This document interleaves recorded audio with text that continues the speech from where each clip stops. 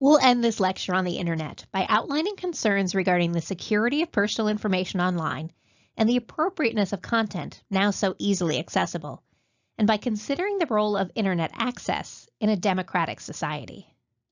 When we watch television, listen to the radio, read a book, or go to a movie, we don't need to provide personal information to get access to the media content we're consuming. However, when we use the internet, whether it's to sign up for an email account, comment on a blog, or shop online, we give away personal data, even if we don't mean to. This has raised concerns about the security of information, personal safety, and the appropriateness of content available on the web.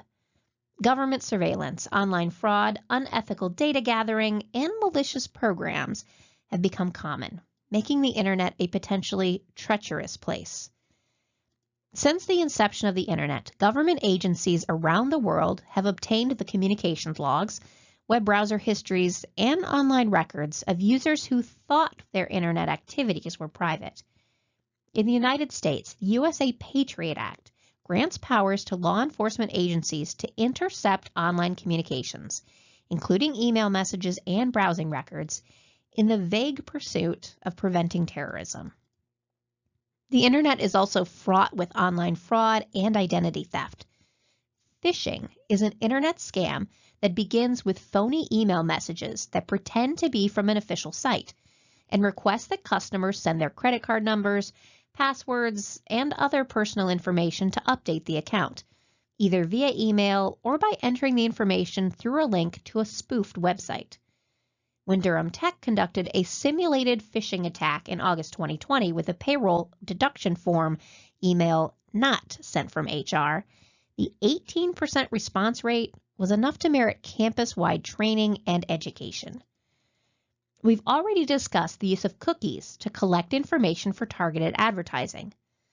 Unethical data gathering also includes spyware, a software that is secretly bundled with free downloaded software that often sends pop-up ads to users' computer screens. Spyware is one type of malicious programs known as malware that hackers sneak onto computers, tablets, smartphones, and high-tech household appliances, part of the Internet of Things. Viruses, worms, and Trojans can also take control of an infected device. When the U.S. Federal Trade Commission developed fair information principles to combat unauthorized collection of personal data online in 1998, it had no power to enforce the principles, and most websites didn't do it themselves. This led to opt-in policies, favored by consumer and privacy advocates, where websites must obtain explicit permission from consumers before collecting browser history data. Data mining corporations favored opt-out policies, allowing for the automatic collection of data unless the consumer specifically requests to opt out. In 2012, the FTC approved a report recommending that Congress adopt Do Not Track legislation to limit tracking of user information and to enable users to easily opt out of data collection. Several web browsers now offer Do Not Track options, such as Google Chrome's Incognito mode. Although the browser warns you, your activity may still be visible to the websites you visit, your employer or school, and your ISP. In May 2018, the European Union's General Data Protection Regulation became effective, requiring informed consent before data is collected on any user. The GDPR also has new, stronger penalties for violations. Although the GDPR only applies to EU citizens, the rules became the default standard for global internet companies, and many companies operating in the United States sent out notices to consumers about their updated privacy policies. Personal safety is also a concern online. One predatory behavior is called catfishing, pretending to be another person to trick someone into having an online relationship, often asking for money.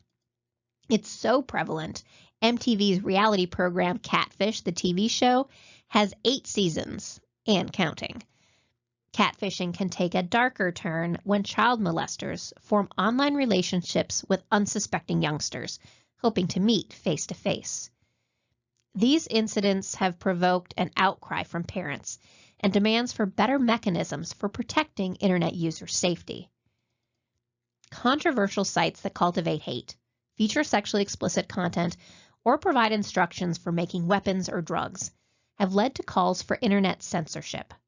Debate has intensified around whether hate speech and other dangerous information should be available on the net.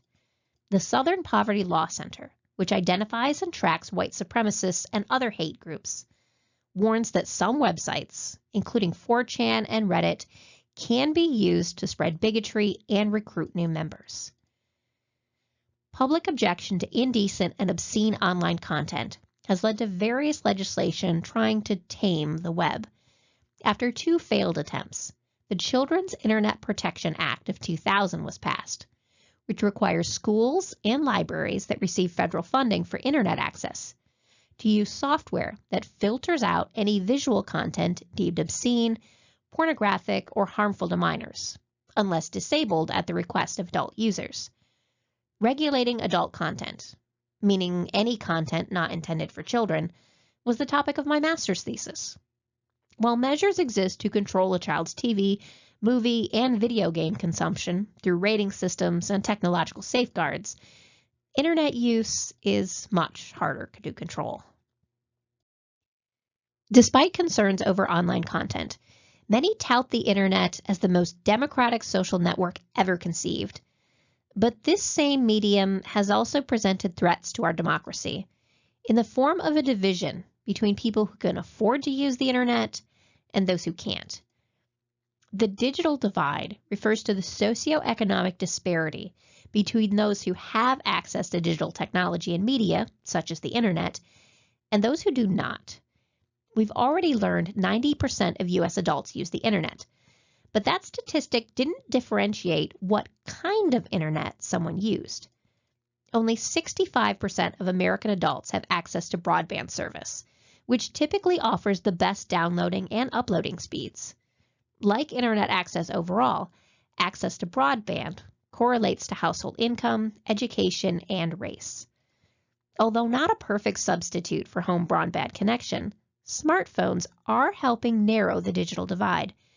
While broadband continues to have advantages in speed and capacity, in 2018, the industry began rolling out the next generation of mobile phone data speeds, 5G, in major cities across the country, which is projected to account for nearly half of smartphone connections by 2025. Let's take a closer look at these charts from our textbook, with data gathered from a 2018 fact sheet from the Pew Research Center. That year, 65% of U.S. adults had home broadband internet access, with 20% relying on smartphones for home internet. Those two numbers only add up to 85, leaving about 5% of the U.S. population who can only access the internet outside of home, at places like work, school, or a public library. Looking at household income, only 45% of those with incomes less than $30,000 have home broadband, while 87% in the $75,000 plus income bracket do. Those with a household income of less than $30,000 are more than 3 times more likely to rely on a smartphone for home internet than those in the $75,000 and up income level. Adults with less than a high school diploma are also 3 times more likely to have broadband access and rely on a smartphone for home internet. In terms of race, the Latinx community is most impacted, with less than half having at-home broadband access and more than a third relying on their smartphone for home internet access.